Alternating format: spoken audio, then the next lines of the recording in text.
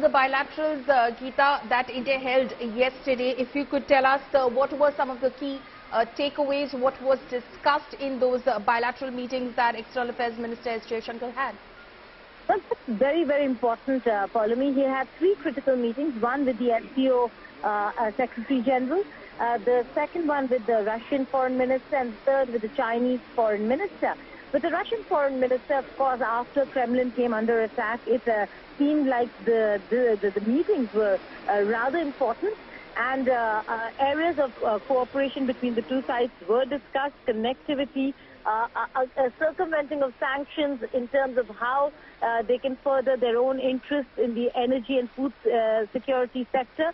These were areas that did come up during discussions with Russia. With China, of course, the focal point for India was that resolving of the friction and the tensions at the border in eastern Ladakh sector.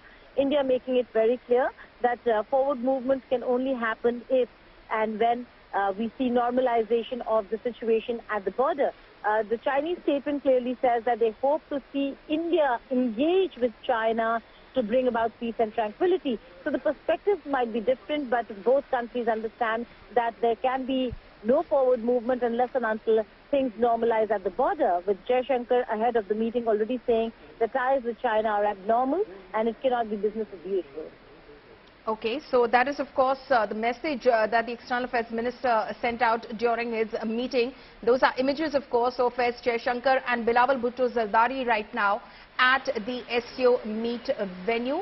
Bhutto Zardari has in fact arrived for that formal meeting, which in fact will take place shortly. The External Affairs Minister of course welcoming all his guests at the venue of that meeting. Also, the West and the impression of the SCO, of course, Geeta, is that this is blindly pro-Russia. Well, that's right. The focus over here is going to remain the SCO and the SCO format and the conversations that take place within that format. Look at the body language over here, Paulami. There was a reason why at the dinner, while we have information of a handshake between the two ministers and exchange of pleasantries, that there are no visuals of it. The videos that were to trickle out were of the cultural event, but no recording of the conversations or the ministers who were seated at the dinner table. Now that speaks volumes of how the projection of this entire meeting, or whether if there's comfort, discomfort with Bilawal, really not wanting to be out there or put out there. Now you see the visuals over here, and you see the body language, and you know there are some people he shook hands with, some others he continued with the namaste, but it's easier to do the namaste rather than fold your hands rather than shake hands, because visually that certainly would resonate for a very long time should there be an attack in the near future from Pakistan.